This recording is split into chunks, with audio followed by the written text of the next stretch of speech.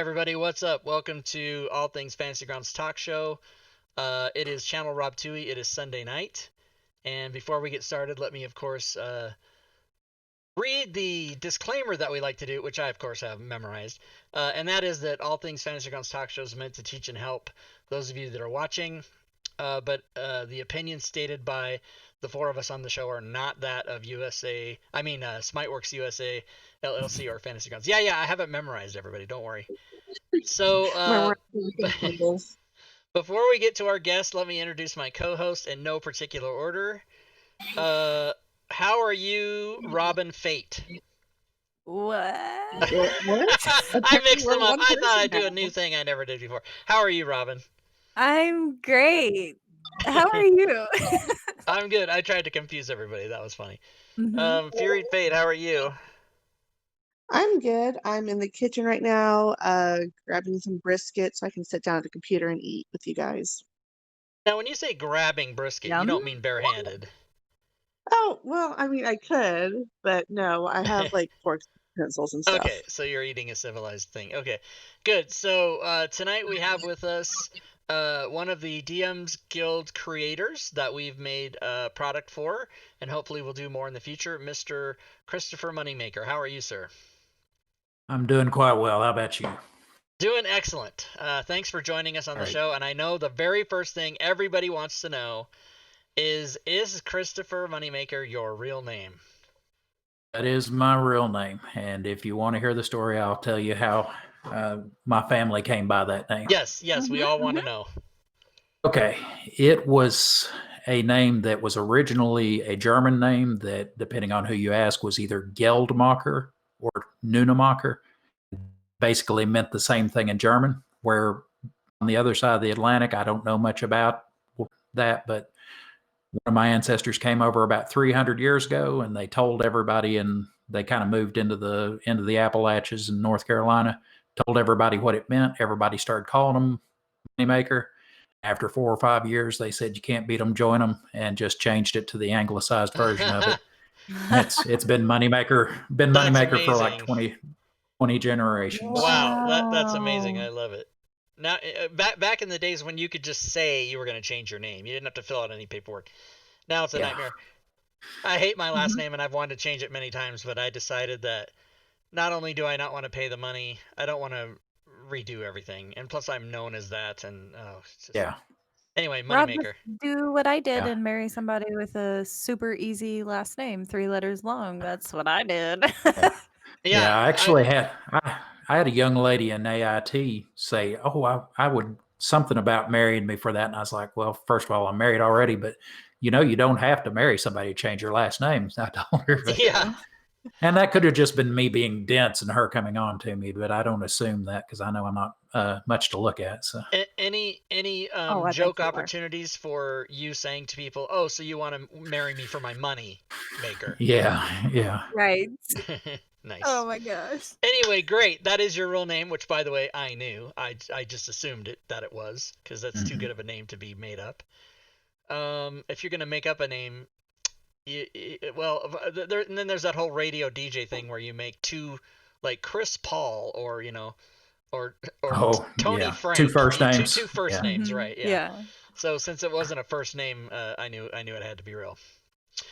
All right, well, good. So let's talk a little bit about the product. Now, you guys, Chris so far has only done one product for the DM's Guild, and it's called Ravenloft, Prey of the Black Wolf, and I put the link in the chat for you guys to go there. The PDF is also available, so if you're interested in the PDF, you could click on the link and find that as well. And because it is the DM's Guild Black Friday through Cyber Monday time, it is on sale. So if you bought it today, you'd save $4.50 on the Fantasy Grounds module. And I think if you're interested in the PDF, most of our fans aren't, but if you were, it's $3 off the PDF too. So we will be giving away a copy of this tonight. So don't go away. And yeah, AIT, that is Army, Advanced Individual Training, Diablo Bob. He's in the Air Force. He doesn't know. He's active duty Air Force, as a matter of fact. He's got a year and a half left in his 20. That's one of our basically tech school. Yeah.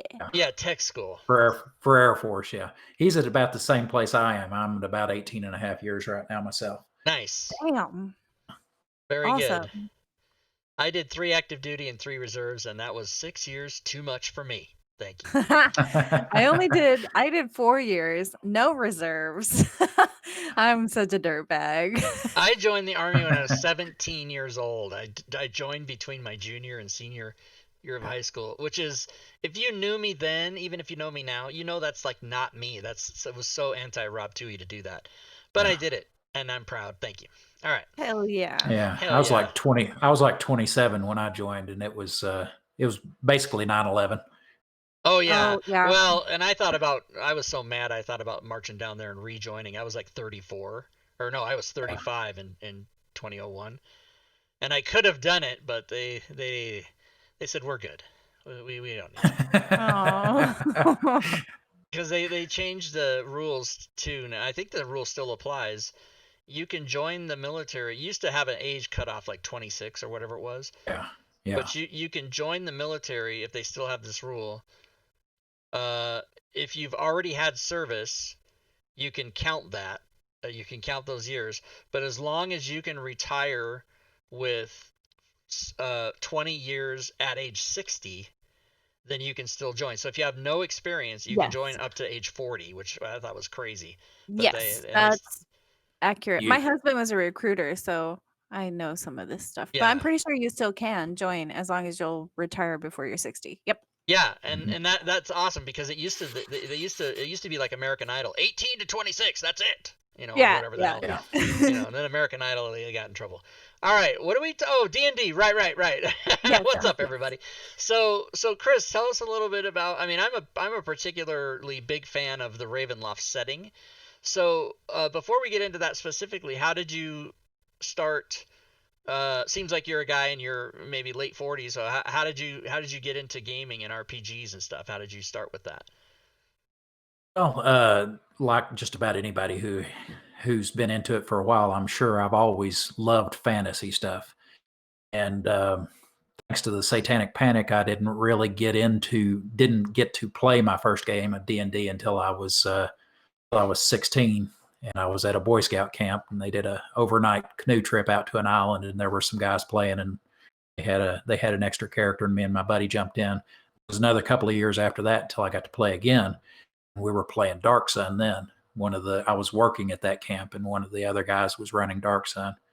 And then I went home from that after playing 7 or 8 sessions of that, and with my cousin, what I had on the character sheets and what I had in my memory, we played several sessions until we could like buy a player's handbook and a Dark Sun box set and that kind of stuff and really take off. And that was going on 28 years ago, and I've been running. I'm one of the grognards that never went on with the whole Wizards of the Coast thing, so I never picked up through 3rd edition or any of the other stuff. And I basically learned 5th edition, enough of it to write this because, I've always wanted to write, and that's an opportunity to write for it. Yeah. Since they won't let you sell a 2nd edition stuff, although I've written some stuff for free, that's just out there for people to grab for free. Yeah, they cool. do have the restriction of you can only do 5th edition, but it's a great you and everybody else who wants to exercise their writing muscles. It's great because they let you pretty much use any of their intellectual property and go to town and create your own stuff, and then there it is, and then you do a PDF, and then you see my name, and I do the Fantasy Grounds module, and everybody's happy. And that's how you do it. Yep, exactly. And I got into Ravenloft because the same cousin I was talking about, who was my first player, when he decided he wanted to try DMing, which he's a great DM too, he got into Ravenloft because he was a big horror fan. Yeah. At the time, he was like 14 at the time, but he was still an excellent horror DM just right off the bat. He had the instincts for it, and we played for 7 or 8 years, off and on, until we moved too far away to play on a regular basis. And a couple of years ago, I had kind of discovered the DMs Guild, and I was thinking about my main character in his game and how that would make a good big bad for a mid-level campaign. And that's kind of where this started. And this is the first of 3 adventures that eventually ends up dealing with that with one of my old characters. Cool. And That's so cool. It is cool. And I love your origin story. You know, a lot of origin stories are similar. And most of them are, you know, when I was... I played at my friend's house. Yeah. Some measure of teen or preteen. But I love yours where, oh yeah, a bunch of us guys canoed out to an island where no one could escape, and we played D&D. Like, that's amazing. Yeah, it was cool. My first game of D&D was around a huge bonfire. It was cool. Oh my God. That should be everyone's original story, but I mean, you know, most people aren't lucky enough or fortunate enough to have it. Mine was in a basement, you know, like some of my friend's basement. We ended up going to hell and fighting Tiamat, and my character and my buddy's character were the only ones that survived, and we had like a fucking 2 elevators, like wicker elevators, and one went up and one went down. We weren't sure which one it was, so we got into one, and his character went up and got out of hell, and mine went down, and I don't know what happened to that. That's been that was in 1989, so I don't know what happened to that character. That is so cool. All right, well, let's take a look at this. So again, everybody, this is his first thing that he's done. Mar Mussman did the actual transfer for us. Team 2E work for the Fantasy Grounds module from Chris's PDF. And they're in Fantasy Grounds, there is 2 modules because the player module has the pre-generated characters and some information, and of course none of the DM information, but the regular module has everything. And we can open this up and take a look. I do have this open in Unity because the line of sight for the maps is included. Nice. Yeah, so that's there if anybody buys it to play. And so we can just sort of step through this now, and it's pretty massive. The PDF is 176 pages, y'all. So this is quite a hefty module with lots of stuff in it. Now, but isn't Ravenloft usually like very lore centric? I would think that you do have a lot of lore in here, Chris. Am I correct about that? I've got an opening chapter that's basically, since I know that a large number of the people in play 5th edition only know of Ravenloft through Curse of Strahd, which only is one of, only talks about Barovia, which is only one of like 32 of the domains. So I do go through like the 2 domains that I'm playing in. I go through a brief history of, or not history, but a brief background on those. Not super in depth, half a page on each one, just enough to give them the basics that they need to run it. I also go through like the old Ravenloft box sets probably had 50 or 60 pages devoted to this is what works different in Ravenloft, or this doesn't work at all in Ravenloft, Right. So that's cool. I went through a series of I think it was 10 different things that if you're going to be playing it in 5th edition, you might want to just advice to the DM. Of course the DM's the final arbiter on that, but like you might want to eliminate long rests and eliminate short rests, and make long rests, everything that resets on a short rest actually reset on a long rest, and make long rests hard to come by, because if you can quickly and easily reset all those things, then this is pretty much the way I put it in the module. It takes a what should be a long night of horror and turns it into just a manageable problem. Yeah. It completely ruins the feel of the horror aspect, because and I also say this in maybe not in there, but in the video that I made about horror, is a horror game, instead of being the heroes of the story, your players are more like the victims. They're just trying their best to survive. Oh, and is that the link I saw right up front? I did see a link to a YouTube video. Is that one that you made? Yeah. There's pretty much all of them. See that? Here it is, right here. And so if you click on that, everybody, it'll take you to that YouTube page. With see, yeah, that's the one. Yeah. Is that you? Is that you? No, that's not me. Okay. That's not me. Oh, that's funny. That is an awesome thumbnail, though. Yeah, so that's not me. Back to where I was here. Okay, so, and I'm stepping through every page because I'm fascinated with That's cool. the picture. It's like Playboy magazine. I just look at Yeah, all Rob ever does is look at the pictures. So Yeah. can you tell us, I guess kind of what's sort of the hook for this adventure? What's the, if I was to tell my players, this is what I'm running, blah, blah, blah. Yeah. The idea behind this one is it's a murder mystery. And the hook basically is either as you're walking, as your party, I've got like 5 pre-gens, and basically I write it for the 5 pre-gens, but of course you can throw anything in there that you want. But the idea is like they're already together, and in their histories I already wrote how they got together, so that there's none of that meeting in the end crap. Oh, that's cool. Basically they're on their way from. Sorry, I didn't mean to. I'm sorry, Chris. I didn't mean to break your flow, but the pre-gens that you mentioned, they're here. There must be 13 of them, I guess. Well, the reason there's so many is I've got it since I know 2E well. I wrote it in 2E, and I converted it to 5E, but to make it where it has.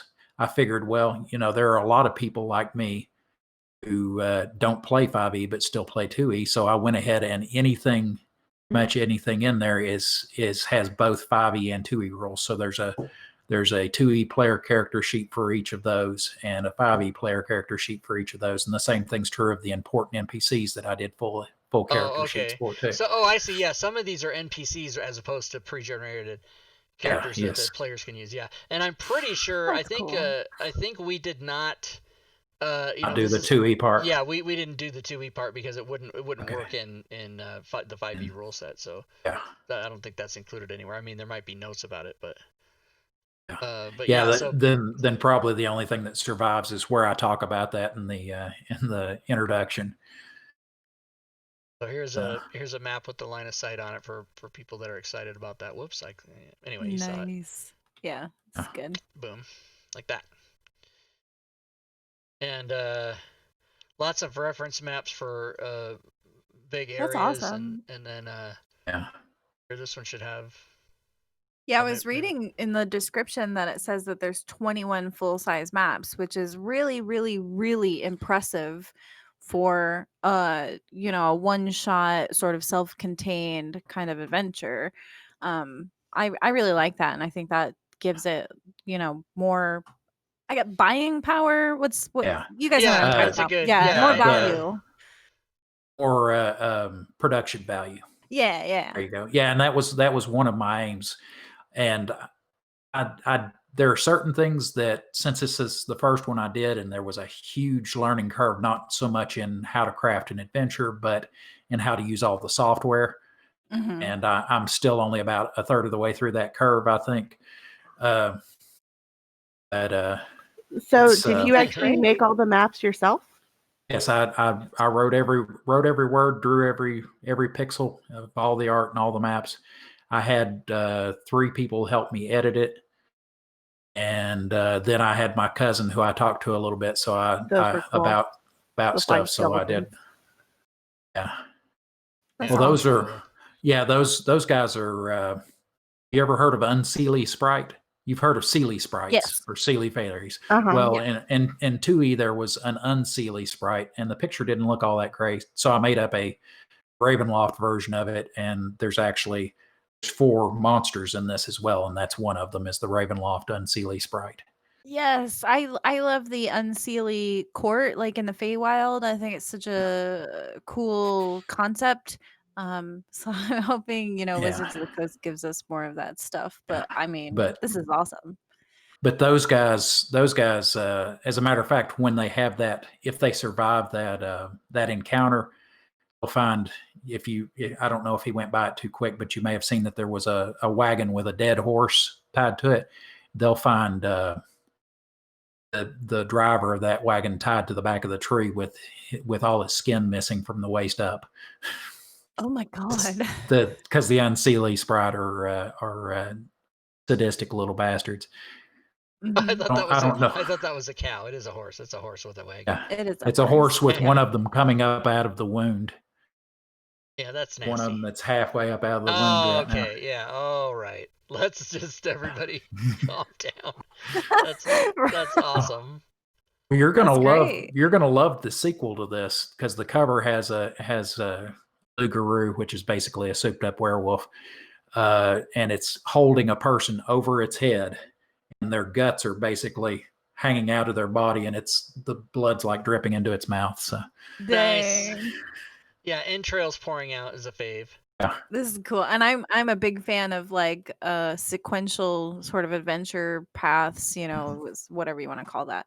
So I'm excited to see more. I need more now. Yeah, because this one's a murder mystery. The next one's going to be a kind of fast-paced cat and mouse, where the party gets captured by the Lugaroo pack and have many opportunities to escape and get recaptured. And I'm not going to go too much into it to give too much away. And then the last one is going to be, like I was saying before, dealing with the big bad who used to be one of my player characters. And the next one is a Clan of the Black Wolf. Is that right? Yes, Clan of the Black Wolf, and then it'll be Den of the Black Wolf will be the last one. Sweet. Nice. Oh, and there's a random encounter table. We love those. Yeah. Nice.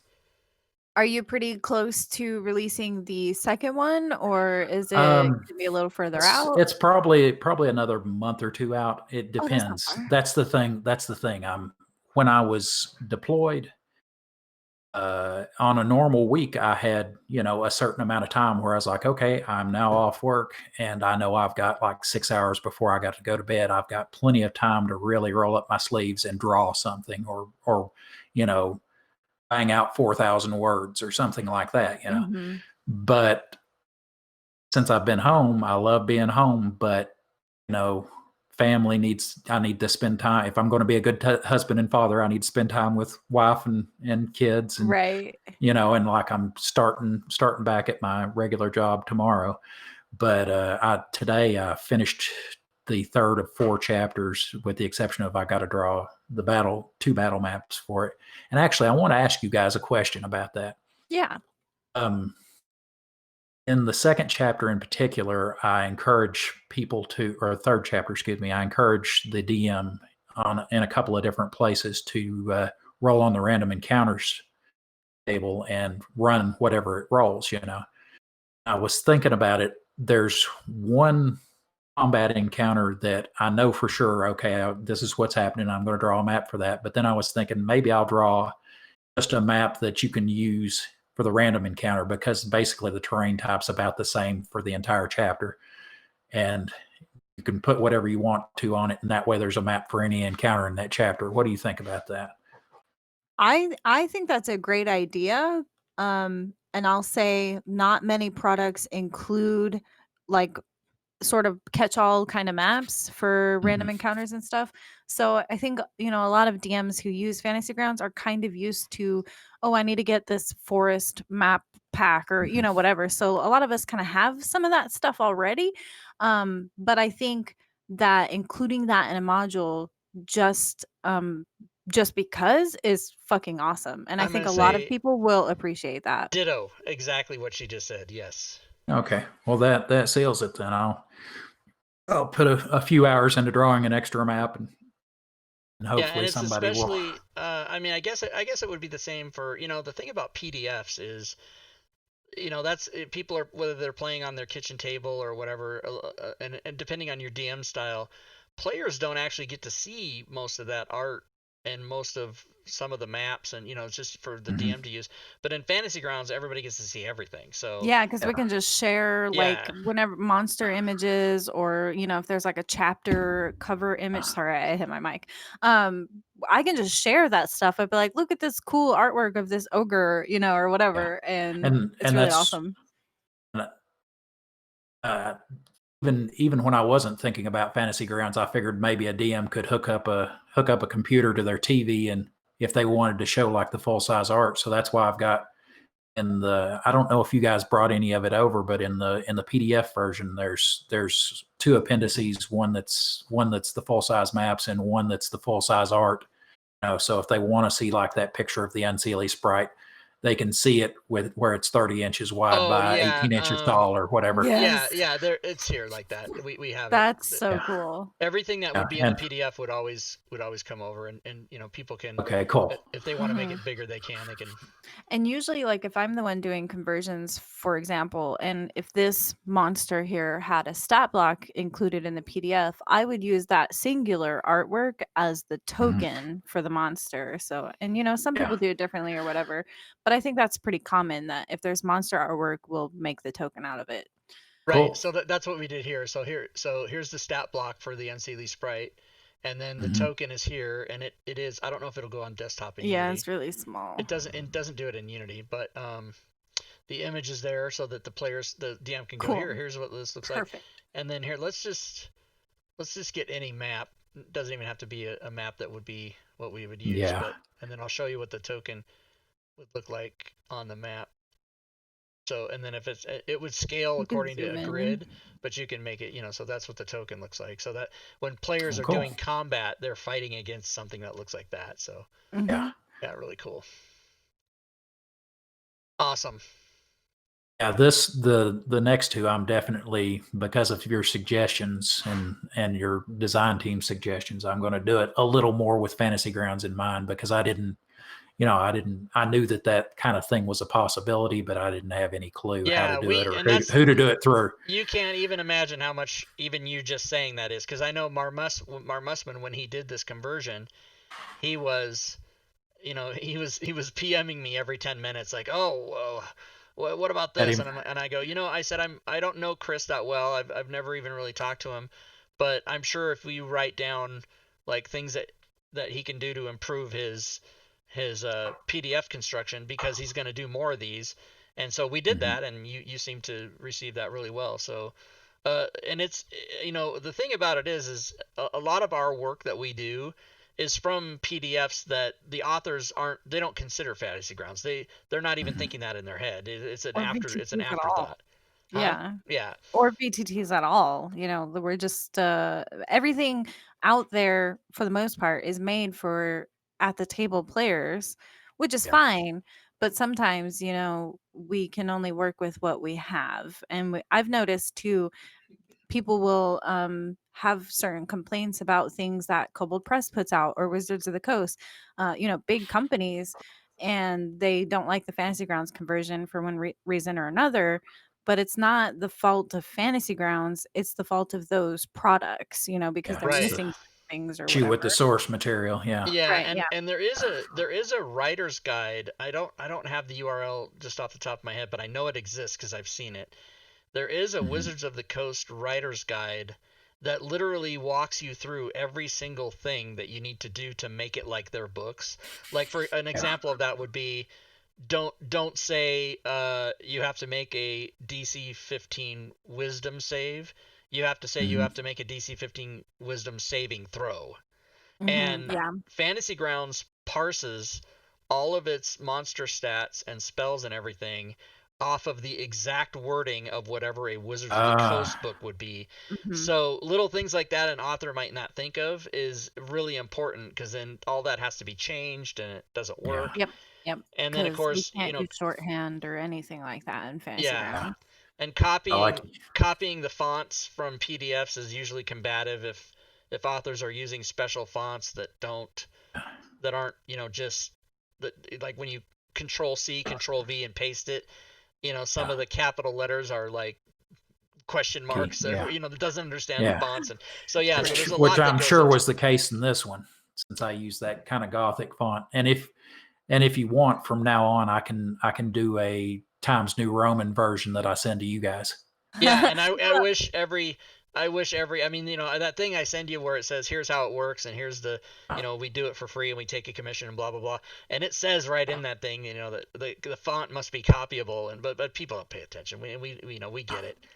and especially Yeah, and when we it's don't already mean to, done. like we're not trying to lecture you in particular, you know, so I don't want you to come out of this like, Yeah. "Dang, they tore me No, apart," you know? and it's a thing that we all wish, you know, every Fantasy Grounds user, like Robin said, even when you buy professionally done third party, you know, Kobold Press or Wizards, or I mean, Yeah. TPK Wizards of games or any of Coast, these, yeah. and Mhm. if those authors or whoever they subcontracted the writing to messes any of that stuff up, it just doesn't work, and so whoever the Fantasy Grounds module creator is has to go in and change it all, and Yeah. Yeah. yeah, I mean, Yeah. usually when I convert stuff, I just sort of make the on the fly decisions. You know, if I notice that it says save instead of saving throw, I'll just fix that right there. It's not Yeah. things that I'll reach out to them necessarily Yeah. for, but it is what it Well, is. I mean, I can easily make a list of common mistakes, and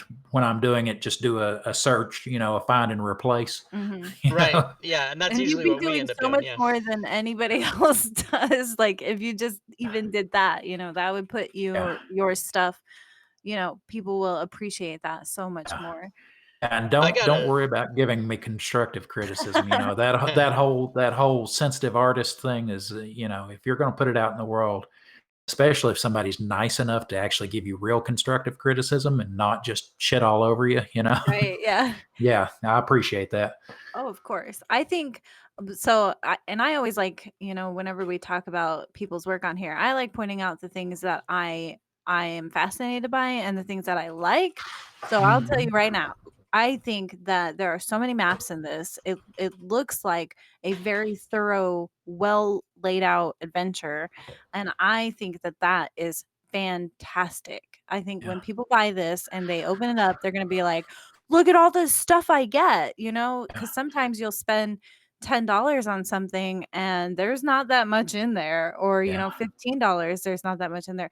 I think this thing is a steal at the price it is with all the maps, all the encounters, a very nice, well laid out adventure with great artwork, homemade artwork. You know, you Right, didn't, hand I drawn. mean, mhm. it's fucking awesome. And so that's, you know, that's my take, chat. There you guys go. Well, Yeah, and thank you very it's much, funny ma'am. because I know that you know, there's so many thousands of creators and different people doing and making different products on DM's Guild. You know, there's a lot of adventures, but there's also a lot of what I call tool driven or character driven stuff where there's either, you know, feats or races or classes or sub races or subclasses and Mhm. archetypes. But I don't get, there's no standard of pricing. Like people and what we do is, you know, Fantasy Grounds modules are not always as a for sure thing, but pretty much all the time 50% more. 50% more than the PDF, right? Just because Yeah, yeah, I of what's noticed that. involved.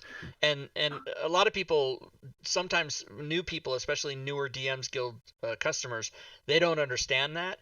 But when we explain it to them, they're like, "Oh, okay," you know, because everybody has to get paid and it's got a Mhm. lot of automation. And I mean, if you're a Fantasy Grounds user, you've already paid for the software. You're used to paying for things to, you know, nothing's for free, right? So they get it. But I never have understood why, you know, like there'll be a 25-page adventure and another 25-page adventure, and one guy charges $1 and the other guy charges 10. I never understand how anybody's pricing anything, but we Yeah. don't worry about Yeah. that. You know, we just do what we can. But after almost 5 years of doing this and having all approaching 400 different products on the DMs Guild, I sort of have Yeah. my ideas about what I think works and not. And I talked to you a little bit about that Yeah. offline, Yeah. but yeah, I've never understood why people go, oh, this is going to be $20 and this is going to be a dollar. You know, I've never Yeah. got why people do that. I don't understand. And there is a standard. There is a standard that's talked about, like you know, 5 cents a word or 10 cents a word or whatever, or a Yeah. dollar a page, or, you know, whatever it is. But I don't see that that's followed. I know it's out there and I know people talk about it, but I don't think people adhere to it. It's just whatever people think Yeah. is going to happen. And of course, And with what's any sorry, with any market, no oh, matter what you're selling, yeah. what something is worth is what someone will pay for it. That's what it's Yeah, worth. exactly. Yeah. Yeah, and like you said, when you're trying to do it by the word or the page, what you get out of a particular word or page may be very very drastically between one product and the next too, depending on, just how good it is, or even, what font size they use. You may get a whole lot more bang for your buck out of each page. They're using 11 versus 13 or whatever. And let me post that link again for everybody to go to this product. And we are going to give one away, everybody, which I think we should do now. Let's do that now. I will open up a contest. I was just typing in chat like all the things. It's got 21 maps and 50 monsters. And Marmusman, the person that did the physical work for the conversion on Team Tui, is in the chat. So he's there, everybody. Tell him congratulations. It's a beast. It's a beast. With the maps, I had to, since I almost exclusively run Theater of the Mind, I figured if more is some, or if some is good, more is better. That's right. Yeah, for sure. I'm blown away by like just how much there is in here. It's I've done several adventure conversions myself, and some of them don't even hit like 12 pages, and there's like 1 or 2 maps. So this thing is really impressive. I can't stop, gushing about that fact. It's very thick, as they would say. So it's really impressive. Okay, everybody. Black Wolf, if you want to enter the drawing, type in the chat !! Black Wolf, all one word. Not 2 words, 1 word, everybody. Black Wolf. Go ahead, Chris. I'm sorry. Oh, I was going to say, page count is something I've never had trouble with. I'm long-winded anyway. I could never. I've got my cousin who was my original Ravenloft DM that I was telling you about. He's great with short stories. He does all of these cool horror short stories. I couldn't. That's cool. Yeah, I can't keep something. I can't develop a good story and quickly like he can. Right. I'm a very long-winded person myself too. I think it drives my players crazy, but shut up, Rob. I can't help it. You are long-winded because you said "shut up, Rob," which is 3 words, and you could have just said "quiet you." Quiet you. So Island Funster, you didn't put the exclamation point. Oh no. Oh no. Oh no. How do I fix that? I can't add anybody to the list. I don't think so. No. Sorry about that. Okay, the winner is boom, Moskin Paz. Congratulations. Congratulations, Moskin Paz. So, Moskin Paz, whether you know it or not, I'm going to tell you what to do, okay? I'm going to tell you right now. You ready? Go to the Discord link that I just put in the chat and send me a personal message and just say, "Hey, Rob, I won the thing on tonight's show," and I'll make sure you get it. And that's how we do it. Let's do another drawing, and I will pay for this one. Oh my God. Okay. Normally I would just draw another name, but since a person didn't get in, I'm going to reset it and redo it. So everyone but Mosk and Foz can enter again, and Island Funster, you should get in. Try again. Here we go. Let's start it. So same thing, Black Wolf, everybody. Exclamation point, Black Wolf. And Island Funster, make sure you get in there. Does Island Funster get in? Oh no, Island Funster got in. Island Funster's in. Nice.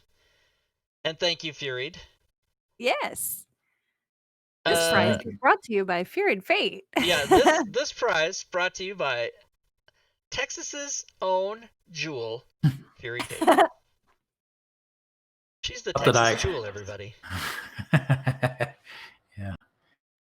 Just looking at it scroll by, and I realized I can't, unless you've got that up the way I'm set up right now. I'm not seeing the chat. So if anybody's asked me a question, I'm not ignoring you. I just didn't see it. Oh no, we will. Yeah, I watched the chat for questions. Okay.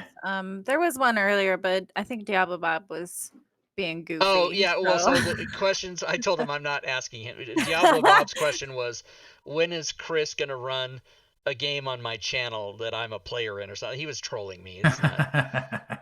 Oh, is it over? Okay, here we go. All right, the next winner is GWD005. Congrats, GWD. He's won before. You know what to do. As a matter of fact, I'm going to go write these down real quick. It was GWD 005, and the other one was Muskin Noskin Faz. with an M, With sir. an M. Yeah. I don't. There's typing and literacy and everything else that I don't know about. Oh, here's my favorite part of the show is where I green highlight the person that we have. Oh, don't forget, everybody. Next week, our special guest is going to be Robin Nix. Oh, that's me. Yeah. Deep Magic Codes. She'll be finished. Don't worry. I'm not a guest. It's just, yeah. We're just doing a thing. We are. We're going to be hawking your wares. Yeah, sure. Yeah. And here's the link again. Once again, for those of you that didn't win the contest who want to go buy this module, here's the link again for Chris's Ravenloft Prey of the Black Wolf Fantasy Grounds module. And if you're interested in the PDF as well, you can click on that and pick it up. They're separate, everybody. They're separate. Right. And then we're very excited that he's working on at least 2 more. Yes. Two sequels to this, but who knows what else? He's only just begun. Yeah. He's only just started. Now, if I can get some traction with this, I might rewrite the Ravenloft campaign setting. Ooh. 5e. I'd be down for that. Crazy. I'd be the first one to buy it. So everybody, if you do have any questions you'd like to ask Chris, if you came late, that is his real name, so don't ask that because we already established that. Right. There was. I bet you everybody wanted to ask that though. Yeah, there was Germans, and then they changed it and they said, "Oh hell, join them. If you can't beat them, join them." That was the story. I told it worse than he did, but I'm trying not to be long. I've got lots of practice. But if you have questions for Chris, ask him now. Otherwise. I have a question. Oh, but I always have questions. So, Chris, after you're done with this Ravenloft story arc, do you have anything sort of on the brain for after that? I've got several projects that I've kind of got stewing. I've got a YouTube channel that I don't feed enough to really get the algorithm to notice. But my right now I've got another computer that the motherboard just crapped out on me, and it's my good computer that actually has enough ass to do something. But it once I get it back up, I'm going to be doing some a fair number of videos there. A lot of them, because I'm a Dark Sun guy primarily, and the Ravenloft thing is just what I'm doing right now. Although I'll continue to put stuff out for it. A lot of my videos are either in general or Dark Sun stuff. But one of the big things that I'm planning on doing here in the next couple of months, and this also is going to require the other computer, is get on Twitch. And I know you guys, pretty much all of you are on Twitch, but get on Twitch and run a Dark Sun stream, a 2nd edition Dark Sun stream that's going to be primarily, I don't know how much you know about Dark Sun, but they're going to be like a Silt Skimmer crew. So if you guys remember what was it? The Pirates of Dark Water. It's going to have kind of that feel.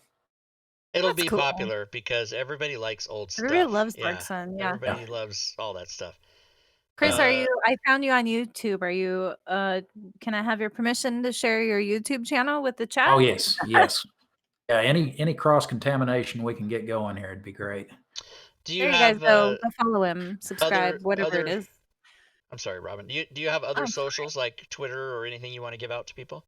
I've got a couple, although one of them I just got up and running because, and I'm not even sure how to share it, but and that's my Patreon.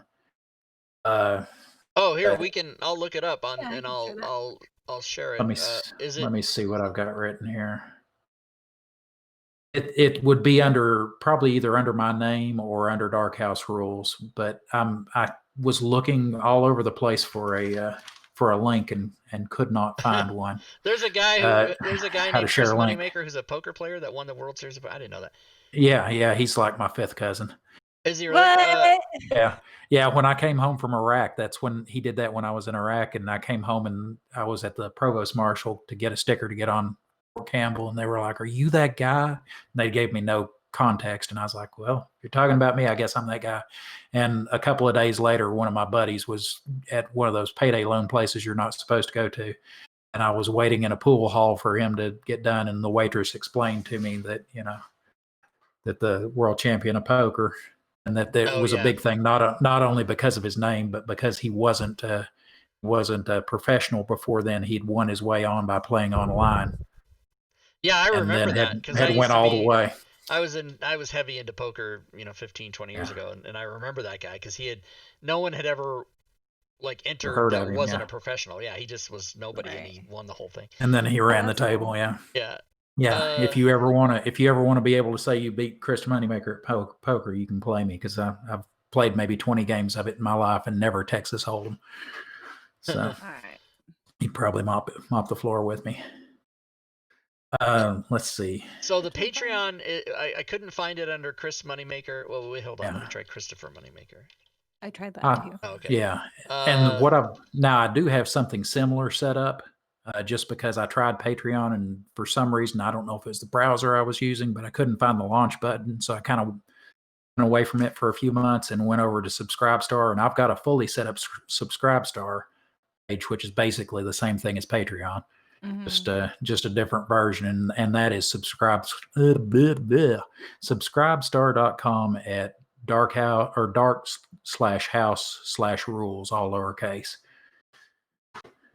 That I've got set up and have been updating monthly for like 5 months. So it's got stuff. It's got a lot of stuff in there, and it's mainly it's subscribestar.com/what again? / and this is all lowercase, dark -hyphen house-rules.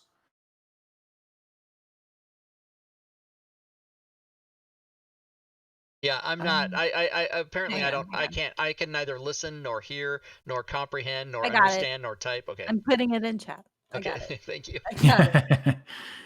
Hopefully that'll work. That's. Oh, you said dash, and I thought you said dark ash.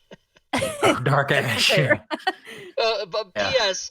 Did I hear you say earlier, about 5 minutes ago, referencing the power of your computer, if it has enough ass? Is that what you said? Yeah, it had enough ass. I've never heard that, and I already love it, and I'm going to start using it. Thank you. I like it. That's good. You talk to me long enough, and some crazy shit's going to fall out of my mouth. Yeah. Oh, here we go, everybody. So okay, this looks good. Here we go. Look at. There it is. This is like a professional thing. All right. If anybody has been made a fan and want to support Mr. Moneymaker further, it's just so ironic, isn't it? Yeah, I greatly appreciate it. Yes. That's right. So far, I haven't really got any traction on that, but it takes time. It takes time to build an audience, and a customer base. It's hard. I was a professional comedian for 15 years, and I never got any traction on that. Yeah, you got to keep trying until life just says no. You got to keep trying until you get sick and need a liver transplant and have to quit. That's my way. That's not the recommended way, everybody. Just that's the way I did it. It's just the way it happened. And then go to the DM's Guild. Thank you. Someone did. I think Moskfinfaz, did ask. He says, in 2 months, the sequel to Ravenloft, Black Wolf, Fantasy Grounds, and I'm assuming that's a question, but did you say, Chris, how many, when that's going to be? I know you said in a while, but did you actually say? I'm trying to get it out in a couple of months. Part of that will depend on my my editors, since they're not being paid. It's not, I can't light a fire under their ass real well. Since they're doing me a favor. Yeah. I can just kind of cajole them. But and two, and this is the same situation, playtesters. Right. I try to get the playtesters to get it running as quick as possible, but sometimes they don't get around to it. And boy, COVID made it slow doing the playtest on this. Took a while, but I don't want to put anything out until somebody I don't even know and has never been in my group has run it, because then. Anybody who's played under me, there's a certain shorthand, and they know what I mean when I say this, and that way they can nitpick my assumptions and tell me, oh, well, I didn't understand this. Can you clarify that? So I just get on Facebook and say, hey, I'm looking for playtesters, and then put up a couple of couple of videos or something like that. But depending on them, I would like to have it out, by say the end of January. Oh wow! And I'm going to work it as much as I can. If I can get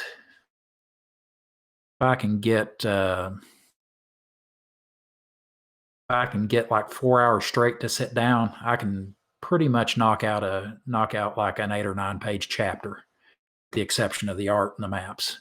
Yeah. And then most of those maps take 2 or 3 hours to draw, and the art, it just really depends. Like the Unseelie Sprite, the 6 of them attacking, that took me 30 hours, mainly because of the wings. That is a skill set, sir, that I do not have. Good on you. That's all one word. Good on I ya. dabble, but I mean, I haven't done my own artwork in a long time. I'm not even joking. My stick figures, you don't even know what's going on with my stick figures. Like, I just can't do it. I just the art, I don't know, left brain, right brain. I can do algebra. I can't draw. Well, don't feel bad. I spell it at about a 3rd grade level. No shit. So luckily that I've got. That's not, 20 years ago that might have been okay. But that's not as big. Yeah, that's not as big an issue as it used to be. Yeah. That's more telling of the American education system. Well, exactly. Stop now before somebody gets mad at me. But. Yeah. Well, most of that has to do with I've got real good associative memory, but I suck at rote memorization. And because of, thanks to William the Conqueror and all the French words that have like 3 extra vowels they don't need, and all the other words that we borrowed and words that were made up by people who didn't know the proper spelling, the phonetical spelling rules. And thanks to the great vowel shift, of the late Victorian era and all that kind of crap, you've got to actually just memorize pretty much most words spelling. Yep. And my rote memorization is not good.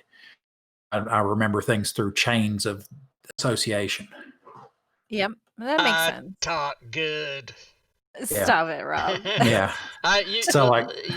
Your last paragraph that you spoke, Chris, demonstrated a high knowledge of vocabulary and history, at least. So you're way ahead of me. Yeah.